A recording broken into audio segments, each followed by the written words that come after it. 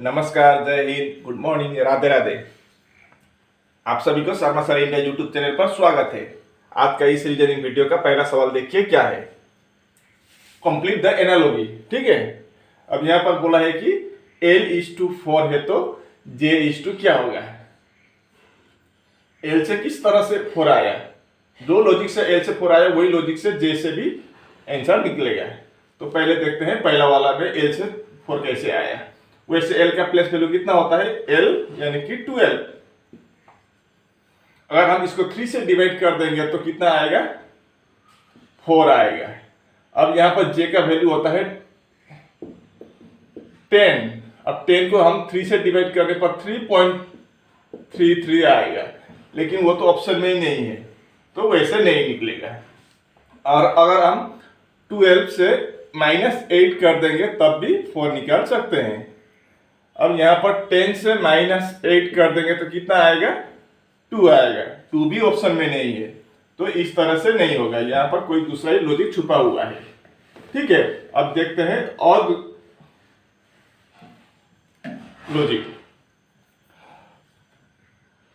वैसे L का value कितना है, 12।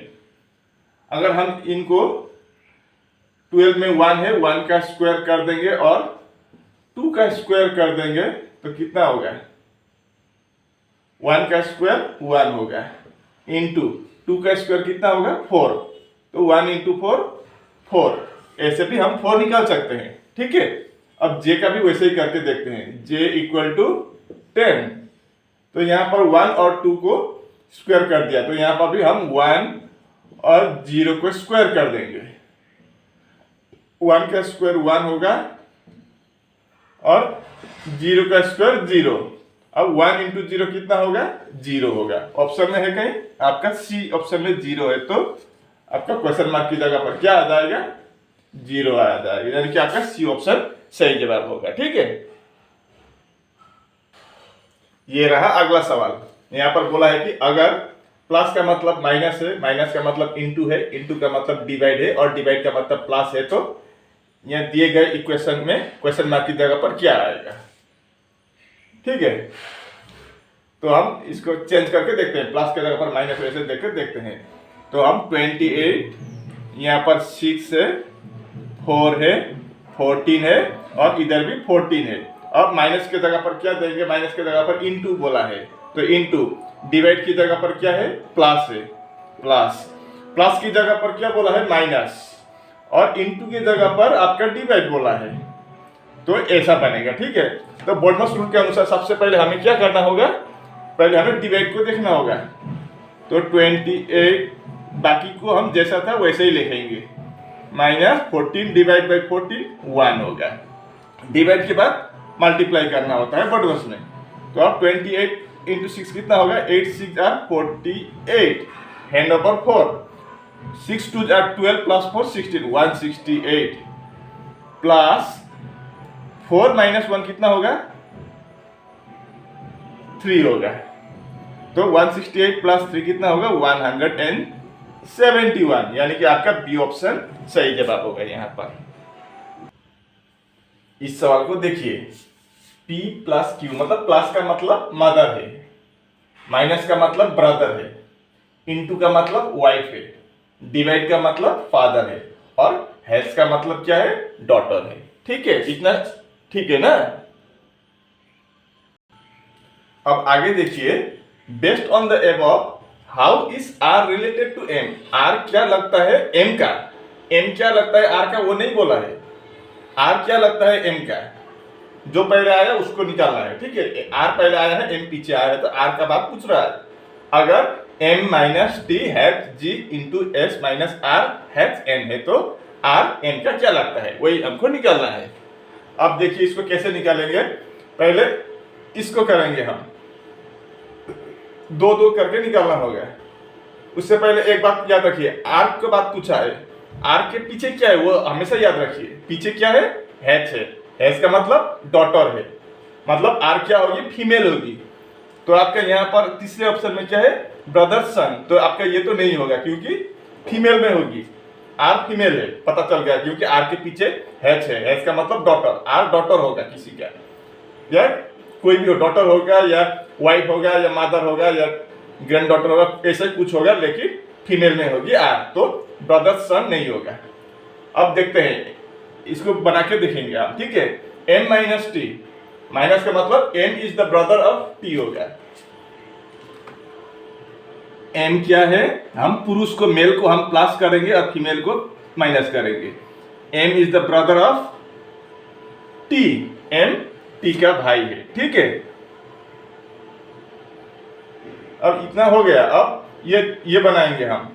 अब t माइनस टी है g, हैज का मतलब डॉटर है, तो t is the daughter of g होगा। t डॉटर होगा तो फीमेल, t किसका डॉटर है, g का डॉटर है।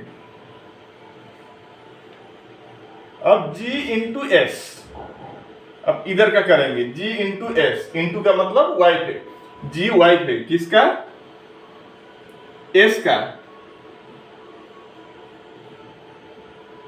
मतलब s हस्बैंड है और g वाइफ है, और इन दोनों के दो बच्चे हैं, एक बेटा एक बेटी, बेटा m है और बेटी t है।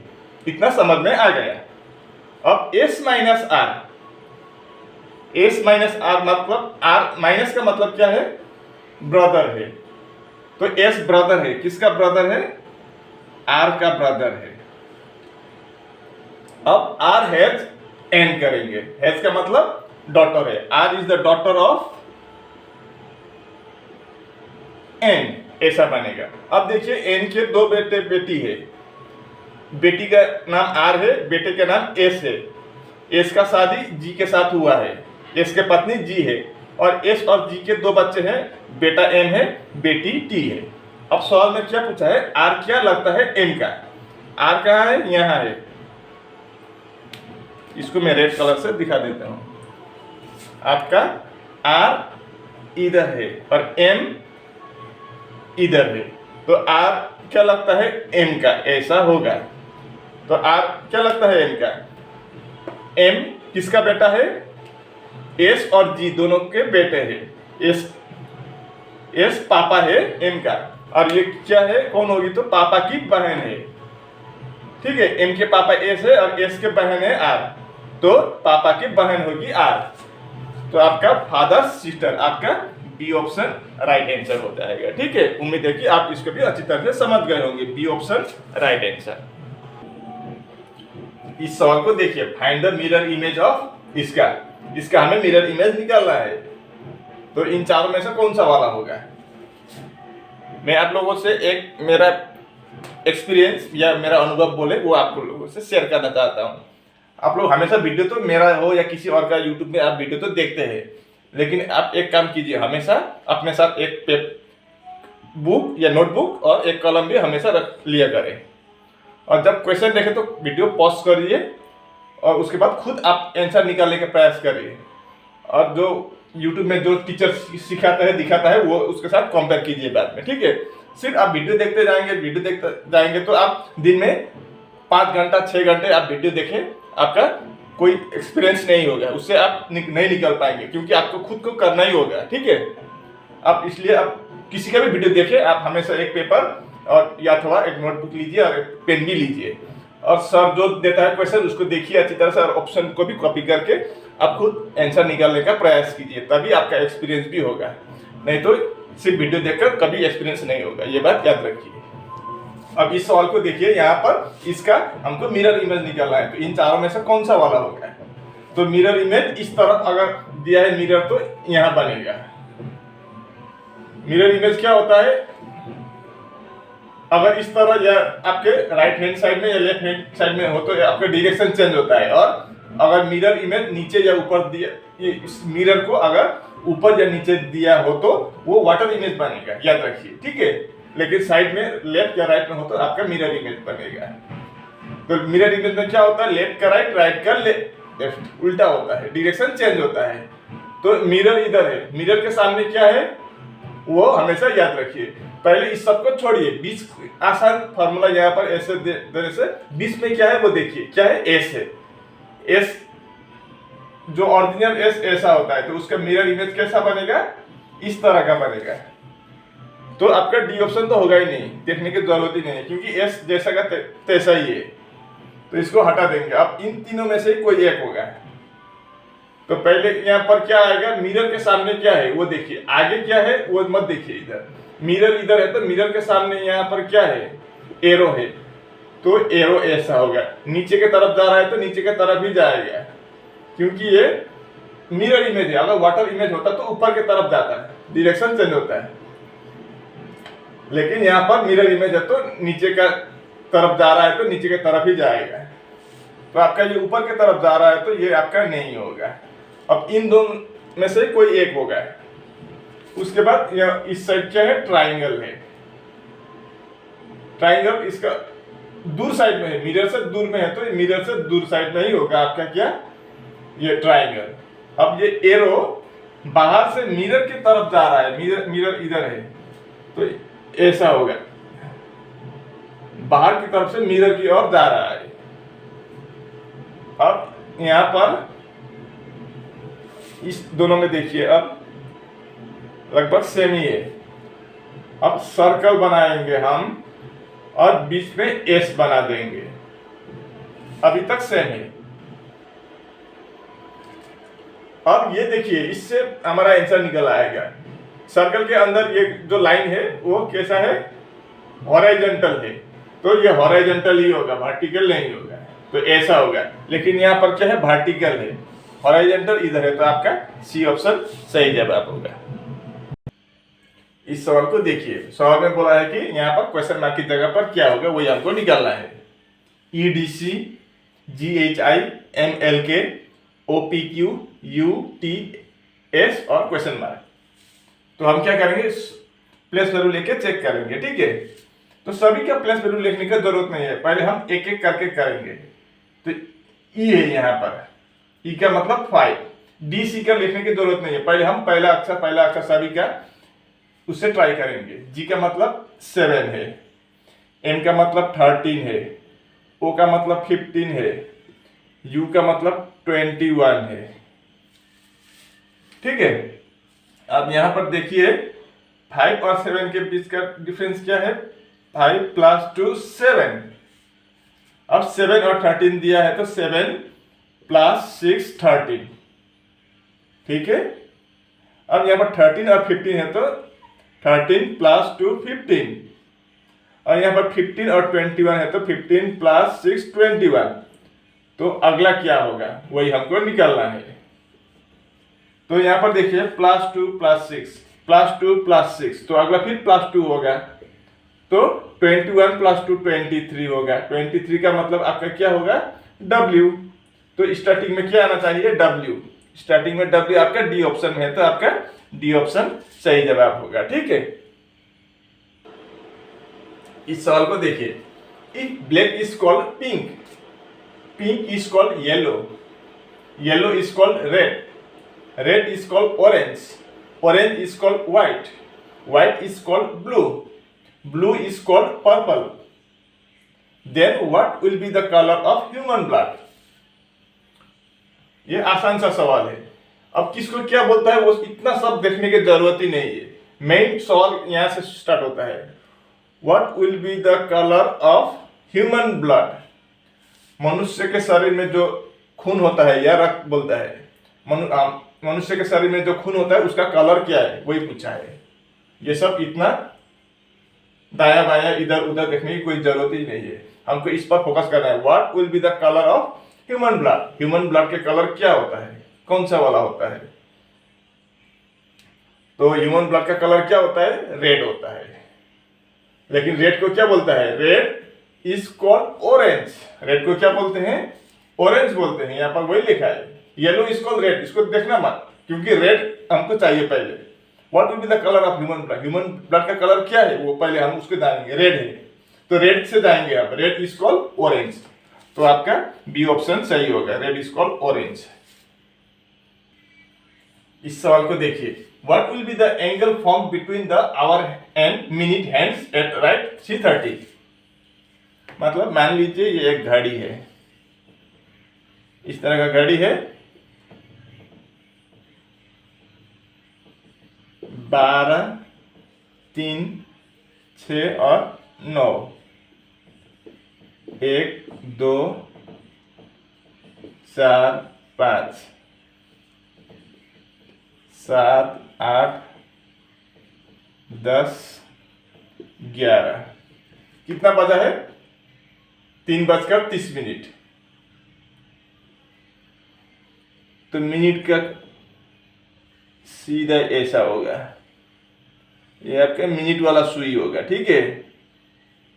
अब 3:30, तो घंटे का कांटा 3 पर नहीं होगा, 3 और 4 के बीच में होगा, क्योंकि आधा घंटा तो चला गया।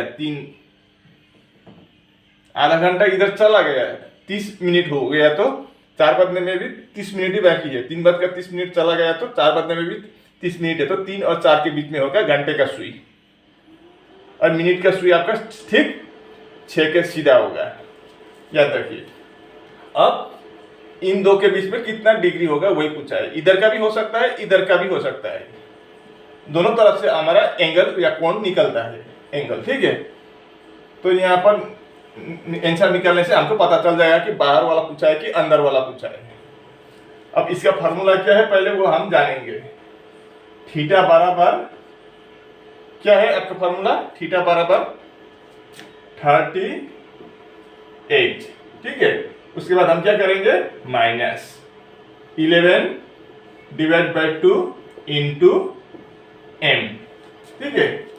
अब 30 को 30 लिखेंगे, एच का मतलब आवर, कितना घंटा, कितना घंटा है? 3 घंटा।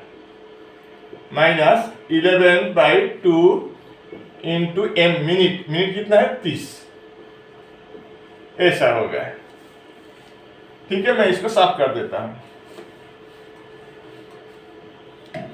अब 30 इंटू 3 कितना होगा आपका? 90,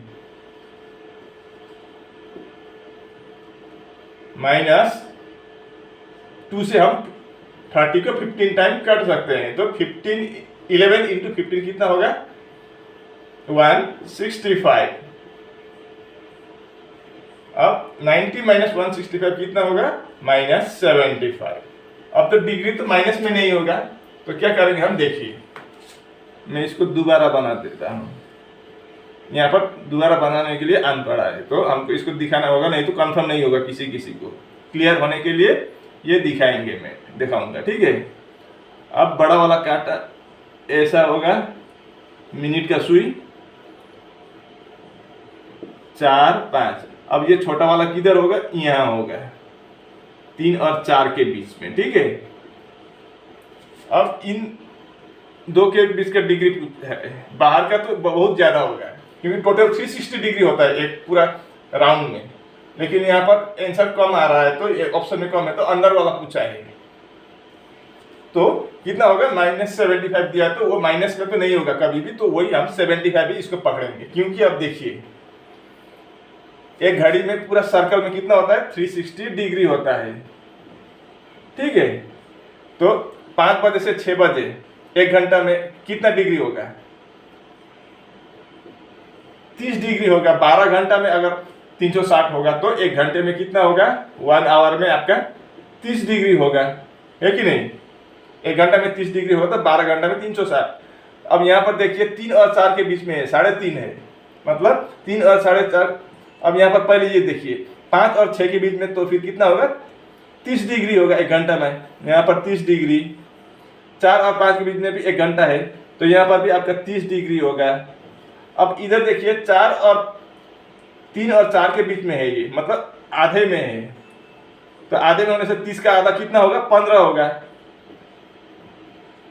इधर से यहाँ 15 डिग्री, इधर 30 डिग्री और इधर 30 डिग्री, 30 30 60 और 15 75, ठीक है। तो आपका डी ऑप्शन सही जवाब होगा। यहाँ कितना डिग्री है? 75। अगर माइनस में आए तो माइनस को हटा दीजिए, आंसर वो डिग्री कभी भी माइनस में नहीं आता है, सिर्फ आप आंसर को पकड़िए, जो निकलेगा वही आपका आंसर हो जाएगा। तो यहाँ पर 75 डिग्री सही हो जाएगा, ठीक है। कृपया वीडियो को लाइक शेयर कमेंट करना और चैनल को भी सब्सक्राइब करना, ठीक है। तो अगला सवाल देखिए क्या है? Find the missing number. यहाँ पर क्वेश्चन मार्क की जगह पर मिसिंग है, वही हमको निकालना है। तो पहले सबसे पहले इसमें क्या देखना होता है हमें? नंबर, बड़ा नंबर किधर है। इस लाइन में बड़ा नंबर इधर है, इस लाइन का बड़ा नंबर इधर है, मतलब हम इसको हॉरिजॉन्टली करेंगे, तिरछा करेंगे, खड़ा नहीं करेंगे, वर्टिकल नहीं होगा, क्योंकि बड़ा नंबर पीछे है तो बड़ा नंबर के साथ छोटा नंबर का रिलेशन होता है हमेशा, ठीक है। तो हमें 10 और 4 को कुछ भी कीजिए, लेकिन आपको कितना लाना होगा, 25। अब इसको प्लस कीजिए, माइनस, स्क्वायर, क्यूब, जोड़े, फोड़े, तोड़े, कुछ भी करें, लेकिन आपको 10 और 4 से कितना लाना होगा, 25। तो कैसे लाएंगे, 10 इंटू 4 कर देंगे तो कितना होगा, 40। 10 इंटू 4 40। उसमें अगर हम -15 कर देंगे तो 25 आएगा।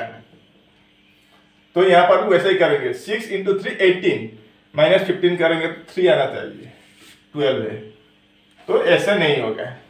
अगर हम प्लस करेंगे तो कितना होगा, 10 प्लस 4 14, प्लस 11 25, यहाँ पर 6 प्लस 3 9, प्लस 11 करेंगे तो 20।